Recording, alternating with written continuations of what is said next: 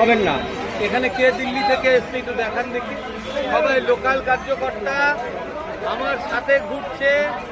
মা বোনেরা আজকে পয়লা বৈশাখে বাড়ির পুজো ছেড়ে চলে আসছে। এই এর দ্বিগুণ লোক নিয়ে আরো 2 ঘন্টা আমরা ঘুরতে পারতাম, কিন্তু আজকে পয়লা বৈশাখ সবার বাড়িতে একটু ভালো মন্দ খাওয়া দাওয়ার ব্যবস্থা থেকে আমার অনেক নেমন্তন্ন আছে, যেতে হবে। আর বাড়িতে পুজোর ব্যাপার থাকে, ওই জন্য আমরা আজকে একটু শর্টে করে দিলাম। তাহলে দ্বিগুণ লোক দ্বিগুণ সংখ্যায় নিয়ে আমরা এই আজকের যে শোভাযাত্রাটা করতে পারতাম। নিন্দুকে তো বলবেই, নিন্দা করবে, কিন্তু কথা যেটা হচ্ছে যে এগুলোতে ভয় পেয়ে যাচ্ছে ওরা। এখানে একটা কার্যকর্তা দেখান তো দিল্লির লোক না কোথাকার লোক, প্রত্যেকে আমার ভোটার, আমার সাথে যারা দাঁড়িয়ে রয়েছে। আমার দরকারই নেই বাইরে থেকে আনা। আর সাধারণ মানুষ রয়েছে এখানে আমার সাথে। এই সাধারণ মানুষ বাড়ির থেকে বেরিয়ে এসে এত রোদের মধ্যে 1 ঘন্টা 1.5 ঘন্টা রাস্তায় দাঁড়িয়ে থেকেছে। আমি জোর হাত করে তাদের নমন করি, তাদের বলি যে আপনাদের এই আশীর্বাদ আমার আত্মবিশ্বাস আরও বাড়িয়ে দিচ্ছে। আর 15টা দিন আপনি আশীর্বাদ করতে থাকুন। এই উত্তর দমদম উত্তরের চেহারা আমি পাল্টে দেবো, আমি কথা দিলাম। 1 বছরের মধ্যে দমদম উত্তরের চেহারা পাল্টে দেব। রোজগার হবে, এখানকার যে বেহাল পরিষেবা আছে সেটাকে আগে ঠিক করতে হবে, অ্যারোসিটির কাজ শুরু করতে হবে। আপনাদের ট্যাগলাইন হচ্ছে পাল্টানো দরকার, তাই বিজেপি সরকার। এইটাকে পাথেয় করে আপনারা কতটা আত্মবিশ্বাসী? বিজেপি ছাড়া কে পাল্টাতে পারে? পশ্চিমবঙ্গে এখন কোনো রাজনৈতিক দল পাল্টানোর মতো ক্ষমতায় তো নেই। এখন ওরা শূন্য থেকে শুরু করুন, হাঁটি পা আমরা সরকারটা চেঞ্জ করি, রাজ্যটাকে ঠিক করি, উন্নয়ন ঠিক হবে, তারপরে হয়তো তাদের সাথেও লড়াই হবে কোনোদিন। শোনা যাচ্ছে সৌরভ শিকদার দমদম থেকে জিতলে তিনি মন্ত্রী হতে পারেন। এটা নরেন্দ্র মোদীজি জানেন, এটা আমি জানি না। তবে হ্যাঁ, সৌরভ শিকদার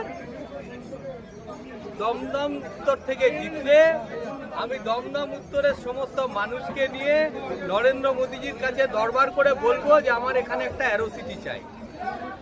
সবকটা ভারতবর্ষের বড় এয়ারপোর্টের পাশে একটা ভাবুন তো, একটা অ্যারোসিটি হলে কত কর্মসংস্থান হবে, একটা হাব হয়ে যাবে কলকাতা, দূর দূর থেকে লোকে আসবে এবং সেই অ্যারোসিটিতে স্থানীয়রা কাজ করবে, দলমত নির্বিশেষে কাজ করবে।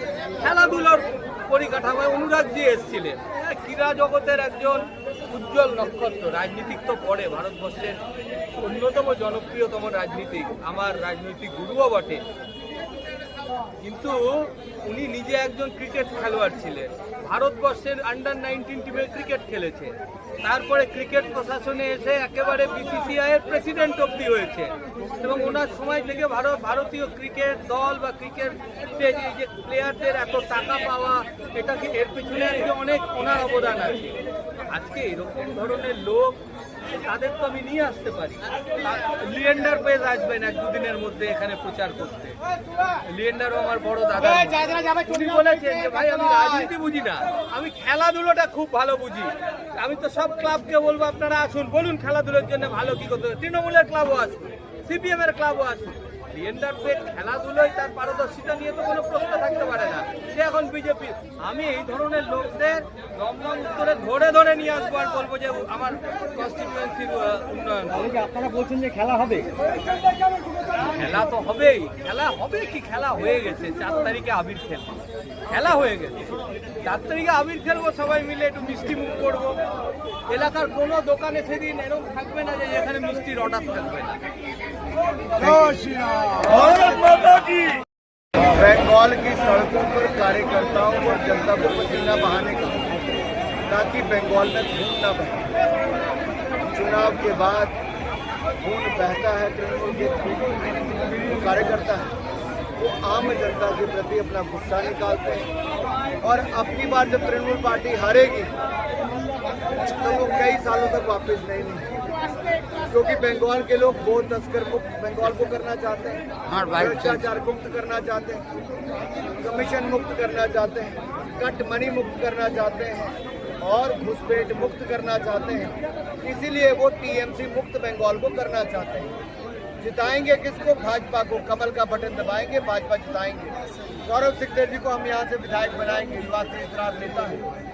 और जब भाजपा की सरकार बनेगी सरकारी कर्मचारी अधिकारियों को 7वें वित्त आयोग का वेतन मिलेगा।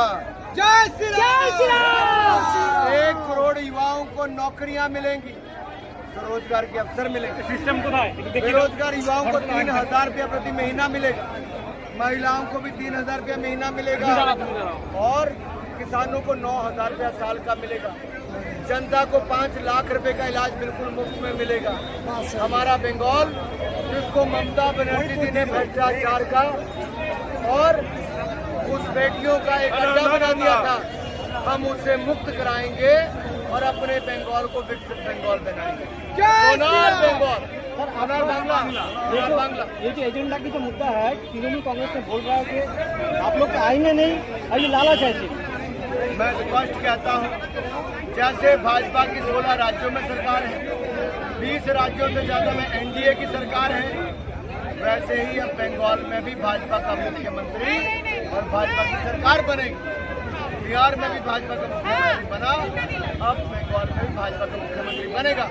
एनडीए की सरकार देश में चल रही है, मोदी जी प्रधानमंत्री है। महिलाओं को 33% आरक्षण 2 दिन में दे दिया जाएगा। आज बंगाली मिल जाए क्या करेंगे? मैं नववर्ष की सभी बंगाल के अपने भाई और बहनों को बधाई देता हूँ, अशोक की बधाई देता हूँ और यही कहूँगा, मछली भात भी खाएंगे, सौदेश भी खाएंगे, मिष्टी दही भी खाएंगे और भाजपा के लिए कमल का बटन दबाकर भाजपा की सरकार बनेगी। এইরকম নতুন নতুন আপডেট দেখার জন্য বেঙ্গল ন্যাশনাল টিভিকে ফলো, লাইক, সাবস্ক্রাইব, শেয়ার করুন। প্রিয় দর্শক বন্ধুরা, আমাদের চ্যানেলের পাশে থাকুন।